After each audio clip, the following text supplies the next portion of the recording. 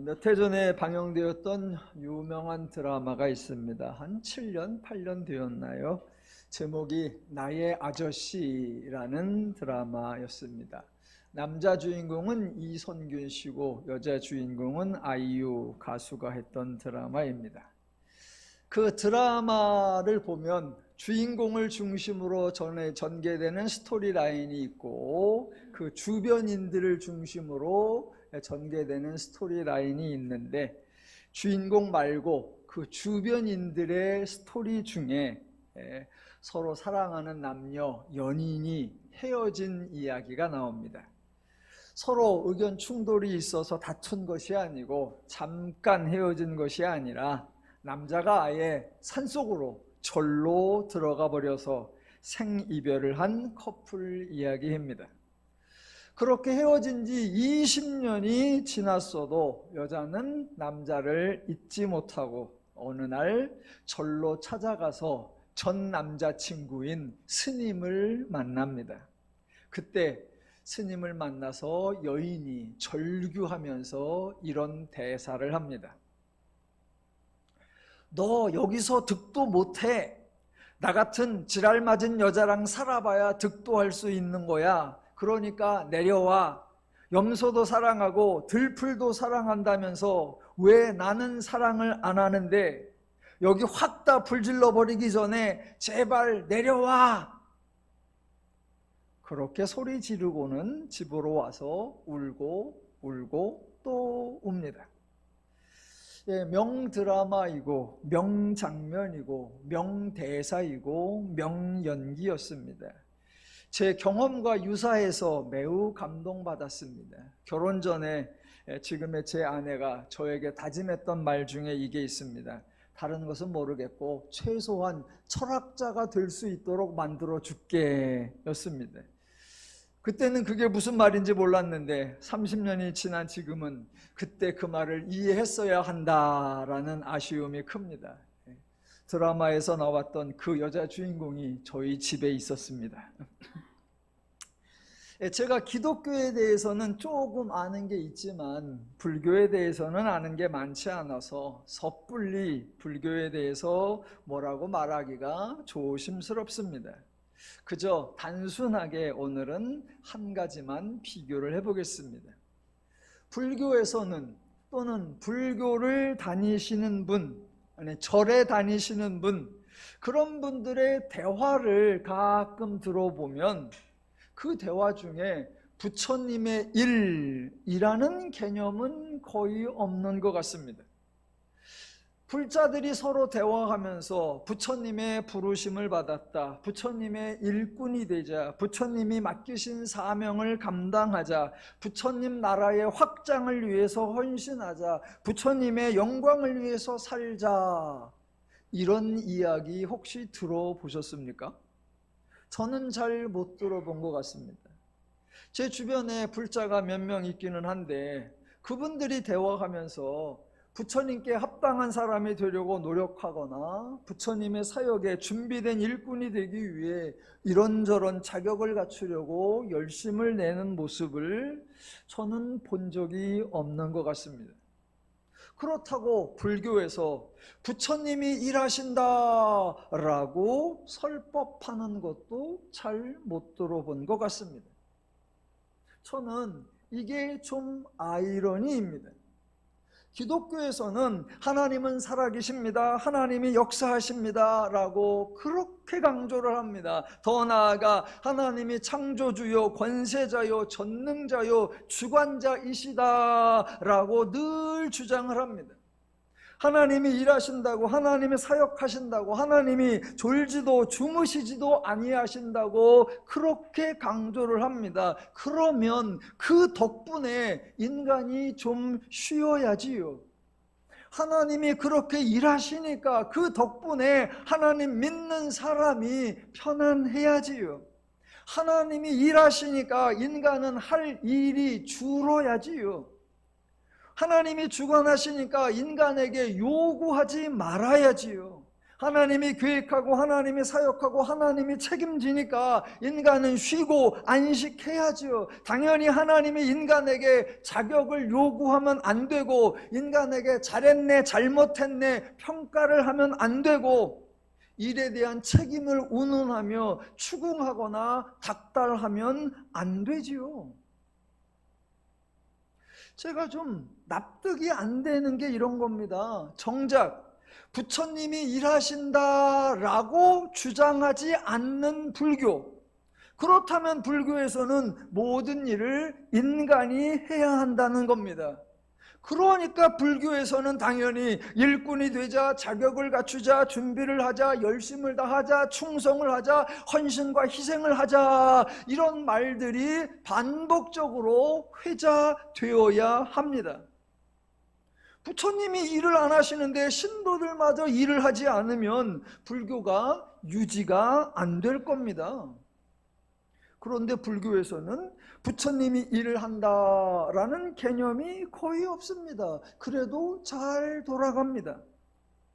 정작 하나님이 일하신다고 주장하는 기독교에서는 계속해서 인간을 닥달을 하고 도대체 가만히 두지를 않습니다. 왜 이러는 걸까요?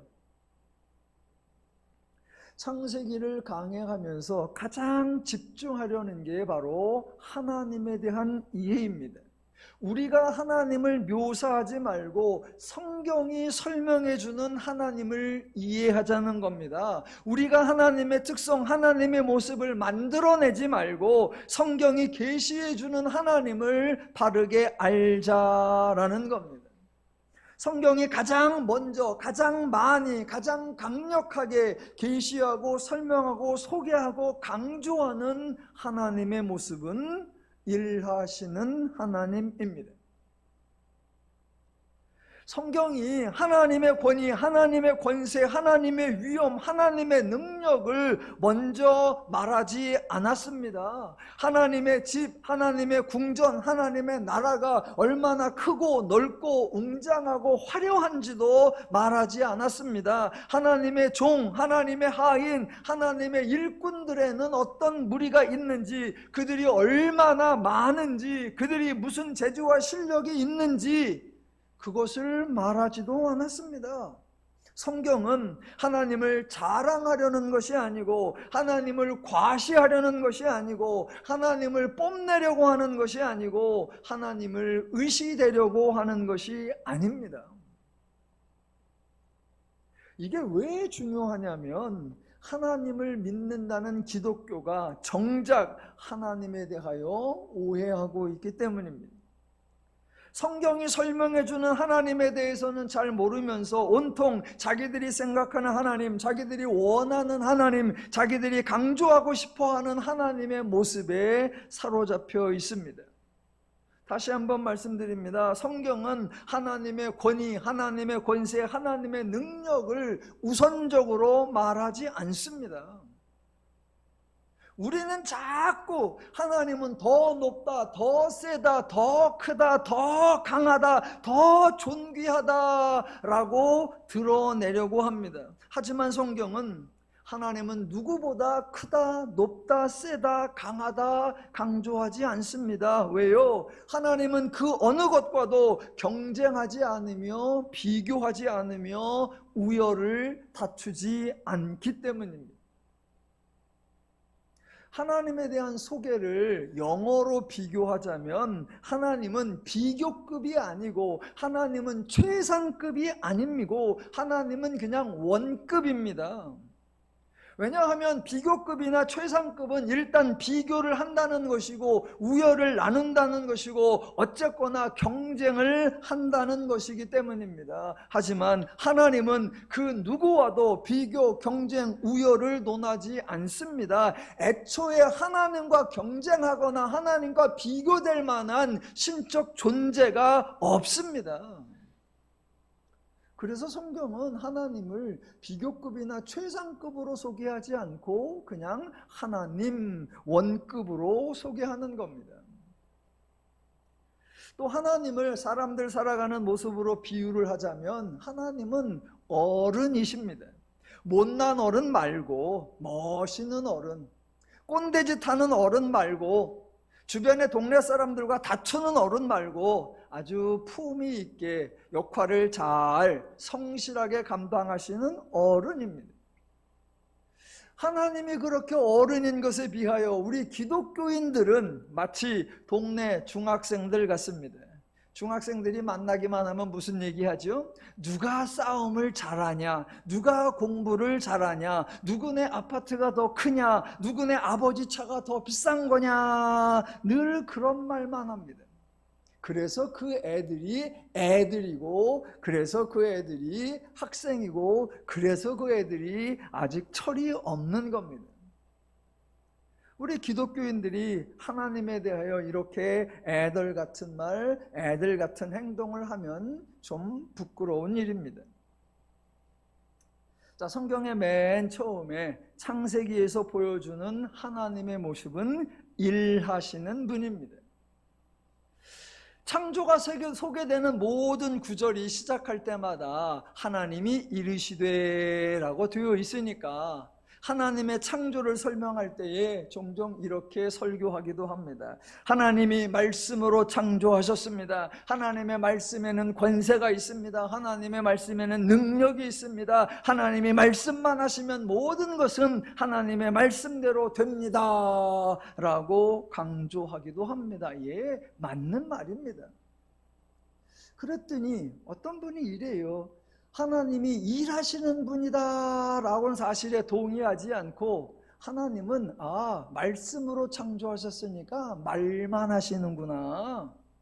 하나님은 참 쉽네. 하나는 손도 까딱 안 하고 그저 말로만 다 하네. 그런 하나님이 우리처럼 수고하고 애쓰는 인생들에 살아가는 애로를 알까? 라고 종종 의심을 갖기도 합니다. 예, 우리 하나님은 일하시는 분입니다. 말로만 하시는 분이 아닙니다.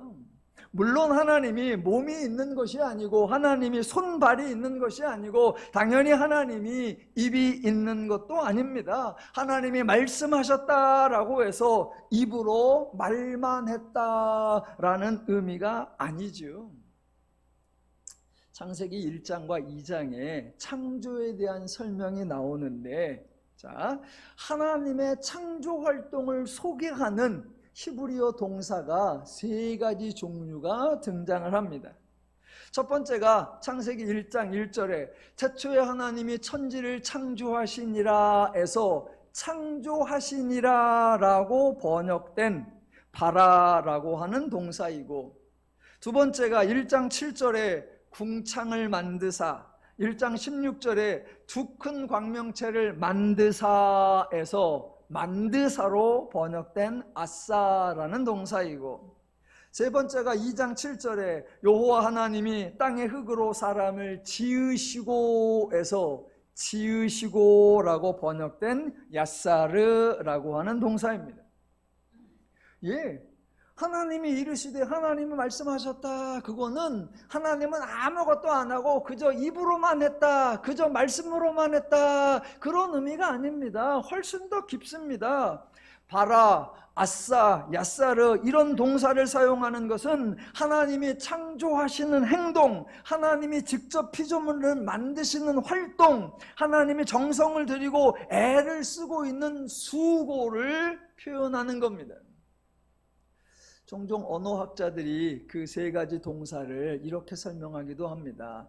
도자기를 굽는 장인이 아주 정성을 들여서 섬세하게 빚어가는 그런 모습을 표현하는 동사다. 또는 어느 목수가 땅을 파고 기초를 놓고 기둥을 세워서 집을 건축해가는, 빌드해가는 그런 과정을 소개하는 동사다라고 학자들이 합니다. 예, 하나님은 입으로만, 하나님은 말로만 행한 것이 아니라 하나님이 최선을 다해, 하나님이 열심을 다해 창조의 수고를 행하신 것입니다. 그러니까 성경이 강조하려는 모습과 오늘날 기독교 또는 오늘날 성도들이 강조하고 싶어하는 모습이 어떻게 얼마나 다른지를 좀 분별했으면 좋겠습니다. 우리는 자꾸 하나님을 보좌에 앉혀 놓으려고 합니다.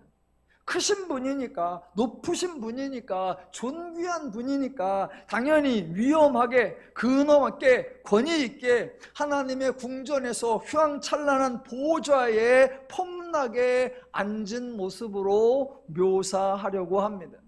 그 하나님의 양옆에는 신하들이 혹시라도 하나님의 심기가 불편할까 전전긍긍하며 수발을 들고, 그 하나님 앞에 광장에는 허다한 무리들이 하루 종일 하나님을 찬송하고 춤추고 있는, 그래서 누가 봐도 왕 같고 누가 봐도 제일 높고 제일 센 분 같은 이미지를 강조하려고 합니다.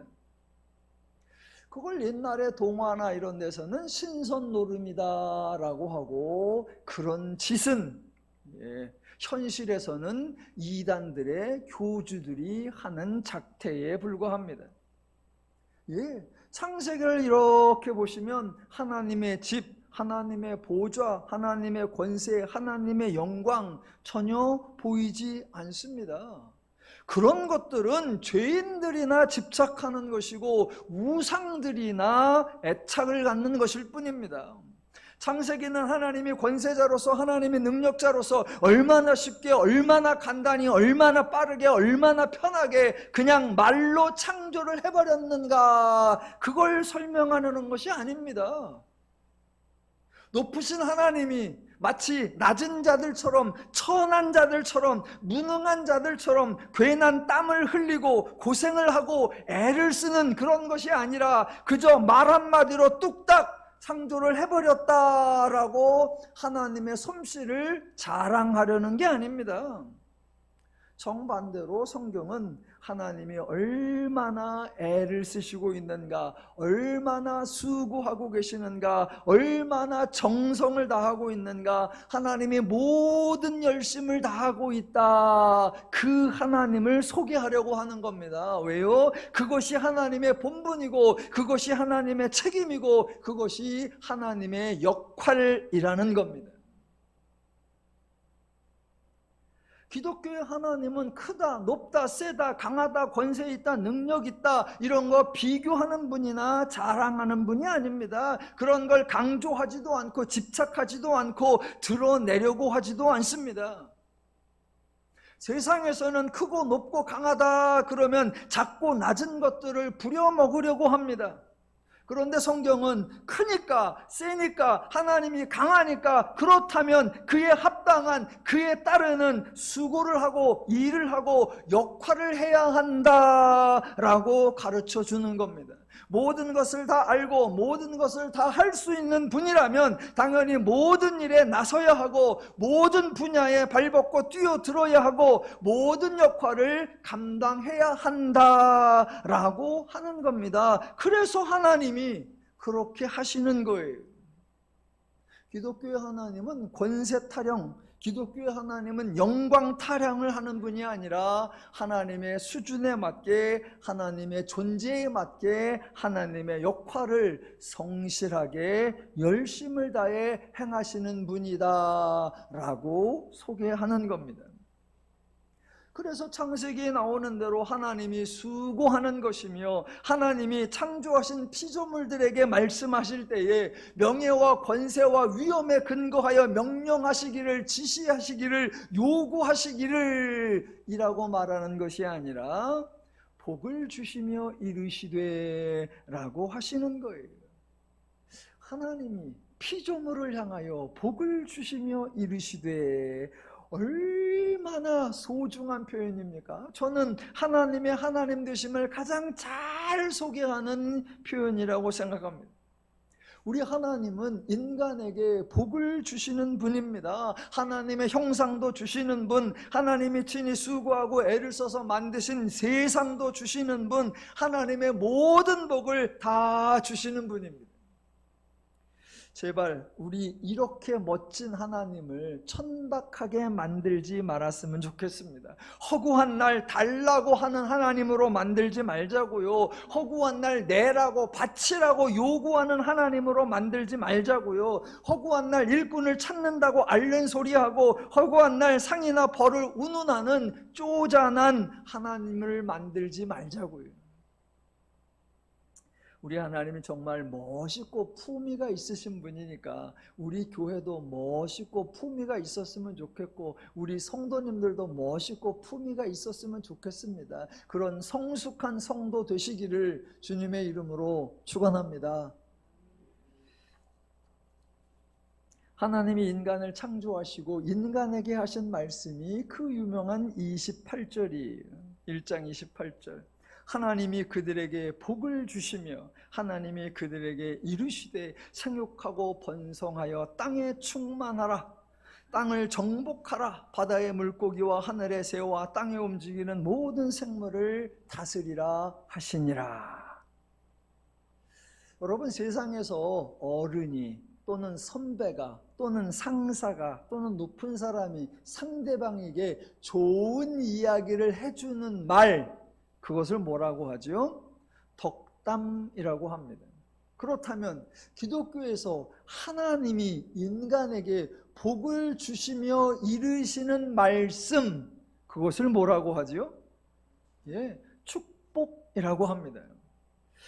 축복, 한문으로는 빌축자에 복복자를 씁니다. 그래서 어떤 분들은 축복이라는 표현을 조금 불편하게 생각합니다. 아니, 하나님이 복을 주시는 분이지 누군가에게 복을 달라고 비는 게 말이 되냐? 그러니까 축복이라는 말은 어울리지 않는다라고 하기도 합니다. 제가 축복이라는 단어를 검색을 해봤어요. 그랬더니 뜻이 두 가지가 나와요. 1번, 남 또는 남의 일이나 미래가 행복하기를 빌거나 그것을 기뻐하여 축하함. 두 번째, 똑같은 내용이더라고요. 행복하기를 빌거나 기뻐하여 충복하다. 축복이 꼭 복을 빌다, 복을 기원한다라는 의미만 있는 게 아니라 축하하는 의미, 기뻐하는 의미도 담겨 있으니까 축복이라고 표현해도 좋을 것 같습니다. 혹시라도 축복이라는 표현이 좀 거슬린다면 복선포라고 해도 좋을 것 같습니다. 저는 평상시 자주 사용하는 표현이 하나님의 선포이니까 1장 28절 하나님의 복선포가 더 좋다고 생각합니다. 자, 1장 28절이 하나님이 창조하신 인간을 향하여 복을 선포하는 아주 소중한 구절인데 신학자들이 이 구절에 제목을 하나 붙여놨어요. 그런데 그 제목을 제가 아주 싫어합니다. 아니, 이렇게 복된 하나님이 인간에게 주신 말씀을 제목을 뭐라고 붙였느냐? 문화명령이라고 했습니다. 표현을 해도 참 못합니다. 하나님은 자상한 마음으로 넉넉한 마음으로 관대한 마음으로 복을 주시는데 그 하나님의 말씀에다가 문화명령, 즉 명령이라는 표현을 썼습니다. 제가 싫어한다고 아무도 신경을 쓰지 않지만 싫은 정도가 아니라 불편한 정도가 아니라 못마땅한 정도가 아니라 사실은 매우 화가 납니다. 왜냐하면 단순하게 용어 선택의 아쉬움에 그치는 것이 아니라 이런 표현이 하나님의 성품, 하나님의 속성, 하나님의 마음을 오해하게 만들기 때문입니다. 사람들이 왜 이 구절에다가 문화명령이라는 제목을 붙였을까? 아마도 그 사람들은 하나님을 높이고 싶어 했던 것 같습니다. 하나님의 권세, 하나님의 위엄, 하나님의 존귀, 하나님의 명예, 하나님의 영광을 강조하니까 그 크신 분이 말씀하면 그건 명령이다 라고 표현하고 싶었던 것 같아요. 세상에서 하나님을 배운 것이 아니라, 성경에서 하나님을 배운 것이 아니라 그저 세상에서 본 대로, 세상에서 배운 대로, 세상에서 경험한 대로 강한 자에 대한 자기들 멋대로의 상상을 하나님에게 적용한 것 같습니다. 그리고는 자기들이 그 하나님의 일꾼이라고, 하나님의 권세를 위임받은 사람이라고 자처하면서 하나님 노릇을 하려고 하는 것 같습니다. 표현 하나 가지고 그렇게 따지고 드냐라고 지적할 수도 있겠지만, 그 배후에는, 그 뿌리에는 전형적인 죄의 원리, 죄의 가치, 죄의 방식이 내재되어 있다고 생각하고, 이런 오해들 만들어가는 것이 결국은 복음의 변질로 이어지고 신앙의 왜곡으로 이어지고 기독교의 타락으로 이어질 것 같아 염려스럽기도 합니다. 자, 하나님의 복 선포, 이건 정말 멋있고 사실은 지극히 당연한 겁니다. 이게 하나님의 순서이고 이게 하나님의 원리이고 이게 하나님의 방식입니다.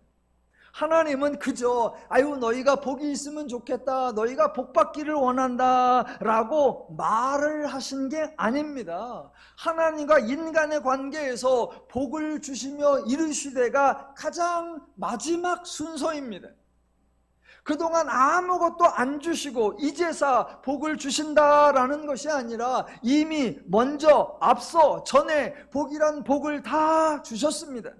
하나님의 형상, 하나님의 모양을 따라 인간을 창조하는 복도 주셨습니다. 하나님적 존귀, 하나님적 가치, 하나님의 마음과 뜻, 하나님의 의미와 개념 등 하나님과 어울릴 수 있는 성품도 다 주셨습니다. 또 인간에게 이미 생육할 수 있는 기능, 번성할 수 있는 능력, 충만할 수 있는 역량도 다 주셨습니다. 또 땅을 정복할 수 있는 재질, 모든 생명을 다스릴 수 있는 지혜 등 하나님이 주실 수 있는 모든 복을 다 주셨습니다.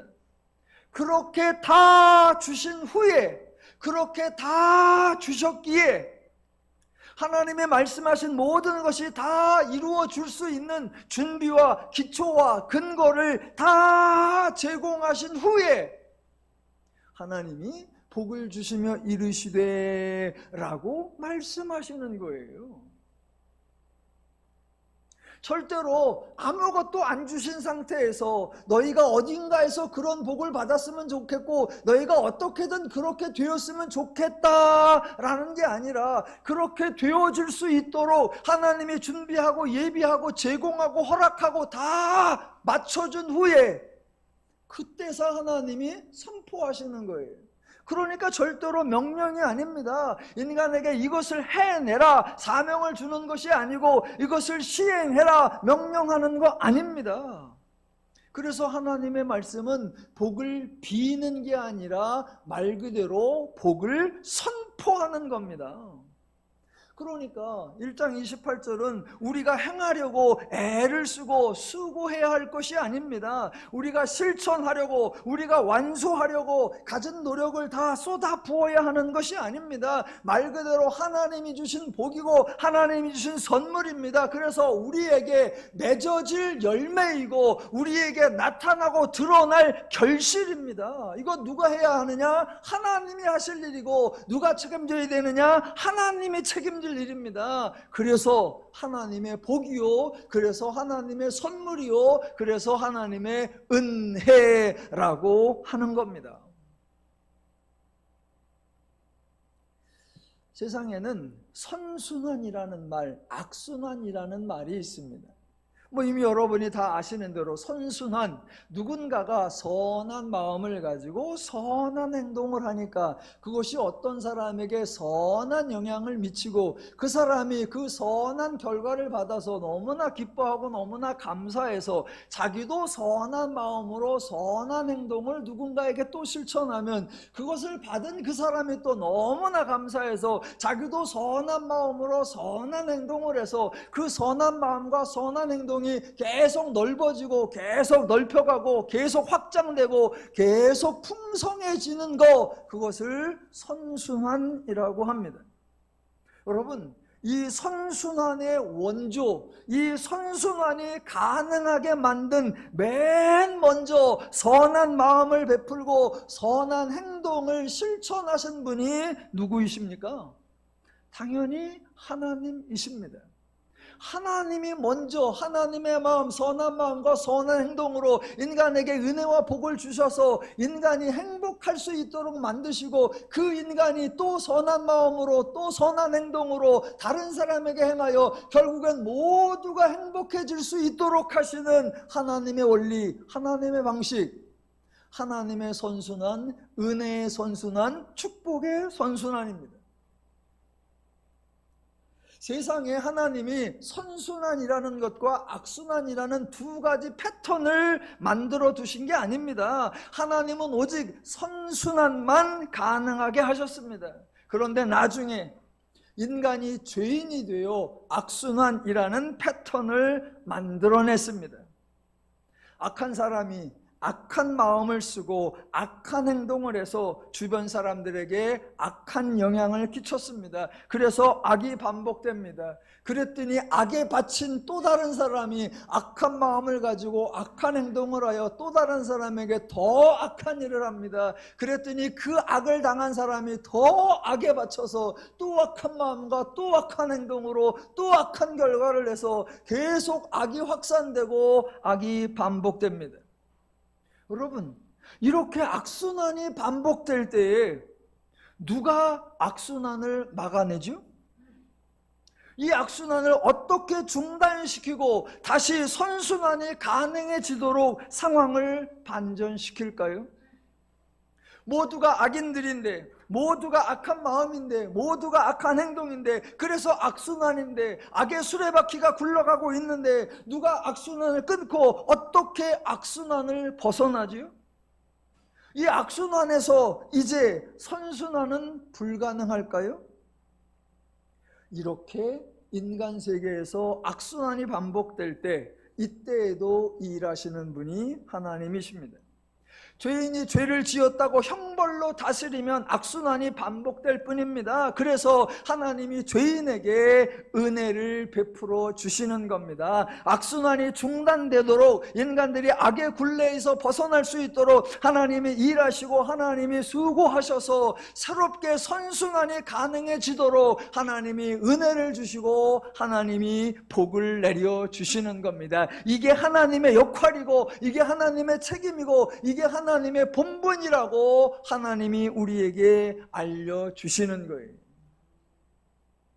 예, 하나님은 태초로부터 지금까지 이렇게 일해 오셨습니다. 우리 하나님 은혜의 하나님이고, 그 은혜가 하나님의 원리이고, 그 은혜가 하나님의 순서입니다. 이번 주에 성경 통독을 했는데 월요일부터 목요일까지 성경 통독하면서 참 행복했어요. 4일 동안에 창세기부터 계시록을 다 훑어볼 수 있으니까 창세기부터 계시록까지 하나님의 은혜가 이렇게 일관되게 펼쳐지고 있구나. 하나님의 원리가 창세기부터 계시록까지 이렇게 신실하게 전개되고 있구나. 하나님의 순서가 결코 바뀌지 않는구나. 그것을 확인할 수 있어서 너무나 좋았습니다. 창세기 설교 준비를 하면서 하나님의 선순환, 하나님의 은혜, 이번 주에 이런 설교를 해야겠다 이렇게 준비하고 있는데, 월화수목 성경 통독을 하면서 그것을 설명할 수 있는 근거 구절들이 우리가 확인할 수 있어서 이번 주에 이걸 말해야겠다 했습니다. 구약에서 두 개를 살펴보겠습니다. 예전에 한번 말씀드렸던 것 같은데 유명한 구절 제가 읽어드릴게요. 이사야서 60장 1절에 이런 표현이 나옵니다. 일어나 빛을 발하라. 이는 내 빛이 이르렀고 여호와의 영광이 내 위에 임하였느니라 입니다. 일어나 빛을 발하라. 이건 하나님의 명령이 아닙니다. 하나님의 지시가 아닙니다. 하나님의 요구가 아닙니다. 내가 일어나서 내 빛을 발하려고 수고하고 애를 써야 하는 게 아닙니다. 도리어 빛을 발하라, 이 말씀은 나에게 이루어질 열매요, 나에게 맺어질 결실입니다. 왜요? 그 다음에 이렇게 나옵니다. 내 빛이 이르렀고 여호와의 영광이 임하였음이라 입니다. 하나님이 아무것도 주지 않고 인간에게 일을 하라고 내가 빛을 만들어서 네가 빛을 전파하라 라고 하는 게 아닙니다. 하나님은 모든 것을 주시고 이제 이루어질 일, 이제 되어질 일, 이제 드러날 일, 이제 나타날 일, 그것을 선포하시는 거예요. 빛이 내게 이르렀고 여호와의 영광이 너에게 임했다. 그러니까 너는 이제 일어날 수 있고, 그러니까 너는 이제 너에게 임한 그 빛을 밝혀낼 수 있게 된다. 예, 하나님의 선포. 그래서 하나님의 은혜의 원리, 하나님의 은혜의 순서, 하나님의 축복의 선순환에서는 인간이 힘들 이유, 인간이 부담되고 불편할 이유가 전혀 없습니다. 또 하나 유명한 구절, 여러분도 다 아시는 구절이 구약성경 요엘서 2장 28절입니다. 요엘서 2장 28절부터 33절까지 한 단락이에요. 그런데 아마도 많은 분들은 32절을 기억을 하고 32절을 암송을 할 겁니다. 이렇게 써 있거든요. 누구든지 여호와의 이름을 부르는 자는 구원을 얻으리니. 이렇게 기록되어 있으니까 여러분 여호와의 이름을 불러야 합니다. 여호와의 이름을 믿어야 합니다. 여호와를 영접해야 됩니다. 그래야 구원을 받습니다. 마치 인간의 판단, 인간의 선택, 인간의 행동이 모든 것을 결정짓는 중요 요소인 것처럼 말을 합니다. 그래놓고 다 암송을 하라고 합니다. 누구든지 여호와의 이름을 부르는 자는 구원을 얻으리니. 아니요, 그거 중요하지요. 그런데 더 중요한 건 그 단락의 맨 앞절 28절에 나옵니다. 뭐라고 나와요? 그 후에 내가 내 영을 만민에게 부어주리니입니다. 하나님이 먼저 하나님이 영을 만민에게 부어주신다는 겁니다. 그래서 그 부어주시는 영을 받은 만민이 누구든지 여호와의 이름을 부를 수 있게 된다라는 것이고, 당연히 여호와 이름을 부르는 자는 구원을 얻는다라는 겁니다. 그러면 결론이 뭐예요? 하나님이 누구든지 구원받게 해주신다라는 하나님의 구원 약속이요, 하나님의 구원 선포입니다. 그래서 우리는 구원을 뭐라고 합니까? 하나님의 은혜요, 하나님의 선물이다 라고 합니다. 이게 하나님의 순서예요. 태초부터 이 순서가 진행되고 있습니다. 바뀐 적이 없어요. 구약의 구절만 인용을 하면 신약의 구절이 서운해할까봐 신약에서도 제가 두 군데만 살펴보겠습니다. 마태복음 10장에 보면 예수님이 제자들을 불러서 이 제자들을 파송하는 이야기가 나오는데, 마태복음 10장 1절에 이렇게 나옵니다. 예수께서 그의 12제자를 부르사 더러운 귀신을 쫓아내며 모든 병과 모든 약한 곳을 고치는 권능을 주시니라.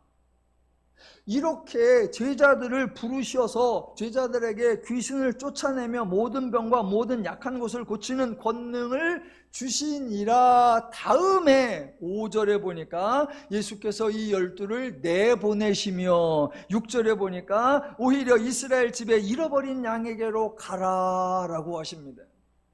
이게 10장 1절 이하예요.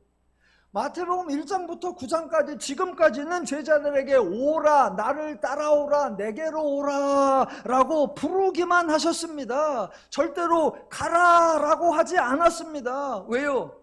아직 권능을 안 주셨기 때문입니다. 권능을 주지 않고 제자들을 내보내면 제자들이 수고를 해야 합니다. 제자들이 할 수 있도록 만들어 놓지 않은 채 가라고만 하면, 하라고만 하면 제자들을 사지로 몰아넣는 겁니다. 하나님은 그런 순서로, 하나님은 그런 원리로, 하나님은 그런 패턴으로 일하지 않습니다. 오라, 나를 따르라. 그래서 하나님 주변으로 모이게 하고 그에게 필요한 권능을 하나님이 주신 후에 이제 너는 할 수 있다, 이제 내가 가서 하면 된다 라고 확인시켜주고 그가 할 수 있는 모든 것을 제공한 후에 이제는 가라. 이게 하나님의 방식이에요. 그런데 앞뒤 싹 자르고 일단 가라고요? 갈 바를 알지 못하고 가는 것이 믿음이라고요? 그러면서 하는 말이 하나님은 우리를 시험하십니다 라고요? 어디서 말도 안 되는 엉터리 같은 소리를 합니까? 그래놓고 충성을 운운하고 희생을 운운하고 상급을 운운합니다. 우리 하나님은 그런 하나님이 아닙니다. 그런 방식은 우리 하나님의 원리가 절대로 아닙니다. 예, 이사야에 나왔던 하나님의 순서, 아니 더 원래적으로 창세기에 나왔던 하나님의 순서가 이사야에 나오고, 그 순서가 요엘서에 나오고, 그 순서가 마태복음에 나오고, 그 순서가 사도행전에 나오는 거예요. 그 순서가 성경 전체에 나오는 거예요. 사도행전에도 당연한 하나님의 은혜의 순서, 하나님의 선순환의 복순환의 순서가 나옵니다. 예수님이 십자가 사역을 행하고 부활사건 이후에 제자들을 즉각 파송한 거 아니에요. 그래서 사도행전 1장 4절에 이렇게 나옵니다. 사도와 함께 모이사 그들에게 분부하여 이르시되 예루살렘을 떠나지 말고 내게서 들은 바 아버지께서 약속하신 것을 기다리라. 예, 이게 예수님의 당부입니다. 섣불리 나서지 말라는 겁니다. 인간의 열정으로 되는 게 아니라는 겁니다. 하나님이 약속하신 것이 있으니 하나님이 약속을 이행하는 것이 먼저다라는 겁니다. 그러니 하나님이 약속을 이행하실 때까지 기다리라. 하나님이 보내주셔서 너희가 받기까지 기다리라. 받은 후에 가라는 거예요. 그래서 1장 8절에 이 말이 나오는 거예요. 오직 성령이 너희에게 임하시면 너희가 권능을 받고 예루살렘과 온 유다와 사마리아와 땅끝까지 이르러 내 증인이 되리니라. 예, 하나님이 약속하신 성령이 올 것이고, 그러면 너희가 권능을 받을 것이고, 그래야 너희가 갈 수 있는 것이고, 그러면 너희가 증인이 될 수 있다라는 하나님의 선포입니다. 이게 하나님의 책임이고, 이게 하나님의 역할이고, 이게 하나님의 원리이고, 이게 하나님의 방식이고, 이게 하나님의 순서입니다. 이런 것을 하나님의 선순환, 하나님의 은혜의 선순환, 하나님의 축복의 선순환이라고 합니다. 그러니까 기독교는 누가 먼저 하는 거다? 하나님이 먼저 은혜와 복과 선물을 주는 거예요. 그럼 인간이 그 하나님의 은혜와 복과 선물을 받아서 받은 것을 누리는 거예요. 너무나 즐거워, 너무나 행복해. 그러니까 무슨 마음이 든다? 어머나 감사하다. 그렇게 감사한 마음이 드니까 내가 받은 은혜, 내가 누리고 있는 은혜를 먼저 받은 내가 다른 사람에게 복음을 전하고 은혜를 베풀고 은혜를 나누는 거예요. 그러니 그 사람이 은혜를 받고 나고 보니까 너무나 좋아, 누리고 있으니까 너무나 감사해. 그래서 먼저 받은 내가 다른 사람에게 복음을 전하고 은혜를 나누고 은혜를 베푸는 거예요. 이게 기독교의 순서, 이게 하나님의 은혜의 순서입니다.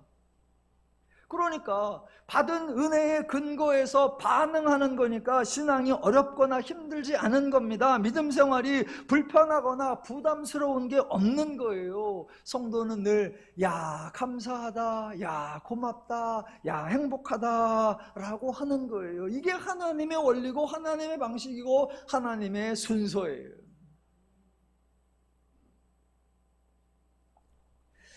성도님들의 세상은 좀 두 번째 치고 우리 목회자들의 세계, 분명히 그것이 하나님이 보여주신, 하나님이 시범적으로 모범적으로 실행해 주신 하나님의 축복의 선순환인데, 그렇다면 목회자들 세계에서도 그 하나님의 축복의 선순환이 작동을 해야 돼요.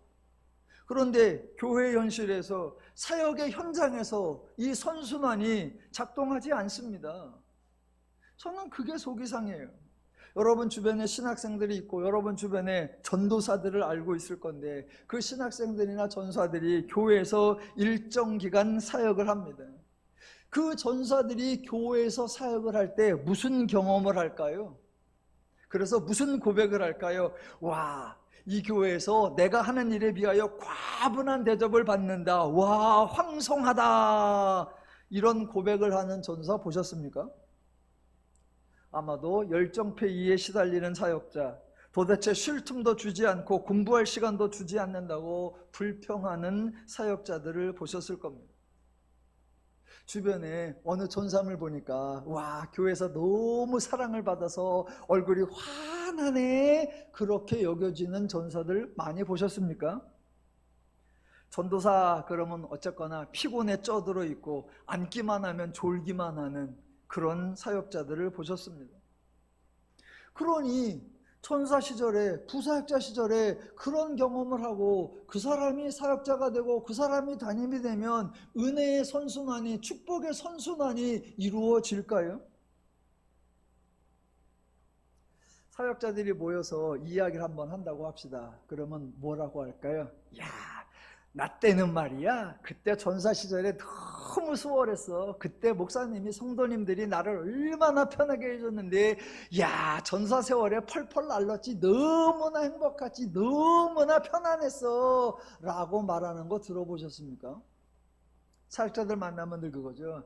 나 때는 말이야, 새벽부터 나가서 1부, 2부 차량 운전하고 낮에 근무하고 밤에 철야까지 했어. 그리고 그 다음날 또 했어. 나 때는 말이야, 완전히 죽을 맛이었어. 그렇게 해서 여기까지 왔는데 요새 전도사들은 이것들이 편에 빠져갖고 말이야. 아니, 은혜의 선순환이 돼야지요. 은혜의 선순환이. 사역제부터 은혜를 경험받고 하나님의 복을 경험하고 그 하나님의 사역을 경험해야 그 이후에 담임이 되어도 그 선순환이 또 반복되지요.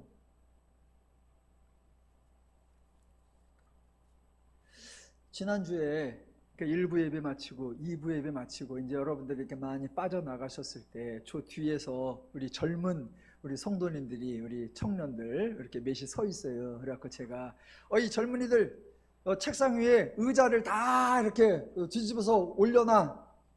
학교 때 청소하는 것처럼 책상 위에 의자 다 올려놔. 좀 그렇게 해줘.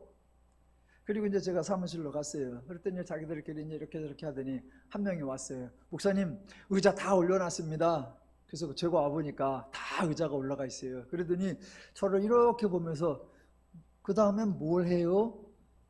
뭘 하긴, 의자 올려놨으면 할 게 뭐야? 청소지. 그걸 몰라서 물어? 학교 때 안 해봤나? 그런데 뻔히 알 거예요. 그런데 약간 귀찮기도 하고 빨리 가고 싶기도 하고 그러니까 모른 척하는 거죠. 그 심정 저도 알아요. 집에서 어느 날 저녁에 쉬고 있으면 안사람이 그러죠. 그 베란다에 가서 수건 널어놓은 거 좀 걷어오라고. 그러면 바구니나 들고 가서 수건 다 걷어옵니다. 걷어와서 이제 소파에 딱 올려놔요. 그러면서 제가 슬쩍 보면서 그 다음 뭐해? 그럼 아내가 죠. 뭘 물어붙기는, 걷어왔으면 개야지. 알아요. 평상시 그렇게 해. 그런데 조금 하기 싫은 날, 귀찮은 날, 번거로운 날, 그런 날은 갖다 놓고 그냥 이제 오늘은 당신 해라, 나는 좀 쉽게, 라는 심정으로 뭐해? 라고 이제 물어보는 거죠. 저도 그런 경험이 있으니까. 의자 다 올려놔라 했어. 그러면 청소지 뭐. 근데 청소는 안 하고 목사님 뭐해요? 라고 물어. 그래서 제가 됐어, 이걸 올려놨으면 됐고 이제 가라. 그래서 이제 젊은 청년들이 다 갔습니다. 그래서 이제 의자가 다 올라가 있는 상태로 저쪽 방에서 이제 월화수목 성경 통독을 잘 마쳤어요. 그리고 이제 금요일 날 이제 홀가분한 마음으로 오후쯤에 나왔어요. 그래가지고 이제 한번 교회 청소를 해봐야 되겠다. 아무도 없으니까 옷통 딱 벗고 이제 청소기 갖고 싹 이제 구석구석 딱 돌렸어요. 그러고 하다 보니까 한 1시간이 넘어가요. 그러니까 이제 막 땀은 나고, 그러니까 약간 이제 혼자 하니까 지루하기도 하고 실증도 나고 짜증도 나고, 그래가지고 이제 겨우 청소기 다 돌리고 그 다음에 이제 걸레질을 해야 되는데 이게 귀찮음이 몰려와. 혼자서 하려고 하니까 누가 뭐 눈치를 봐서 해야 되는데 그것도 없고 하기가 싫어져. 그래갖고 그러면 걸레질은 다음에 하자. 그리고 이제 청소기만 돌리고. 그러니까 이제 오늘 또 예배는 드려야 되니까 의자를 내려놓긴 해야 되잖아. 그래갖고 이제 의자를 일일이 다 내려놓고 이제 의자를 내려놓으니까 의자를 엎어놨던 그 자리에 책상 위에 먼지가 좀 이렇게 쓰레기도 있고 쌓여요. 그럼 그걸 또 걸레를 다 해야 돼. 근데 이미 청소기 돌리면서 귀찮아져가지고 걸레질도 하기 싫고 책상도 닦기 싫어. 근데 하기 싫은데 그때 갑자기 생각이 딱 드는 거예요. 가만히 있어보자. 매 주일날 아침마다 한 8시 넘으면 한 8시 20분쯤에 우리 곽 장로님하고 우리 김은봉 장로님이 일찍 오시지. 그분들이 오시자마자 걸레 들고 다 닦지. 그러면 내가 안 닦아도 그분들이 닦겠구나. 그 마음이 드는 거예요. 아유, 그럼 됐다. 나는 청소 여기까지만 하자. 그리고서 이제 의자 내려놓고 냅뒀어요. 그랬더니 아니나 다를까 오늘 아침에 장로님 두 분이 오시더니 막 보면 돼도 어질러져 있고 책상 위에 먼지도 있고 그러니까 두 분이 오셔가지고 싹 닦고 줄 맞추고 청소해요. 전 안 나왔어요. 모른 척하고. 한참 있다 나오니까 싹 세팅이 돼 있어요. 그래서 제가 장로님 감사합니다 했어요. 보세요. 제가 교회 젊은 청년들이라고 저는 에어컨 밑에 가 있고 니들은 청소해라 라고 부려먹은 게 아니라 니들은 얼른 가라, 정리는 내가 할게. 그래서 제가 청소하고 제가 젊은 청년들을 배려한 것이고, 또 제가 좀 귀찮아서 안 한 거는 우리 두 분 장로님께서 잘 해주셔가지고 저는 장로님에게 배려를 받았고, 하나님이 먼저 보여주신 모범, 하나님이 우리에게 선한 구조로 돌아갈 수 있도록 하는 은혜의 선순환, 축복의 선순환, 그것을 이렇게 실천하고 이렇게 누리는 거예요. 교회는 이렇게 돌아가는 거예요. 아름다운 마음으로, 선한 마음과 선한 행동으로 선한 일들이 순환되어 가는 거예요. 기독교는 하나님의 일이라는 어떤 특정한 위대한 일을 하는 게 아니고 어떤 엄청난 종교적 행위, 종교적 활동을 하는 게 아니에요. 저와 여러분의 일상을, 저와 여러분이 살아가는 현장 속에서 늘 겪는 그 일들을 하나님의 마음으로, 하나님의 심정으로, 하나님이 하시는 것처럼 하나님의 순서로, 하나님의 방법으로 하는 거예요. 그렇게 하는 게 신앙생활 잘 하는 겁니다.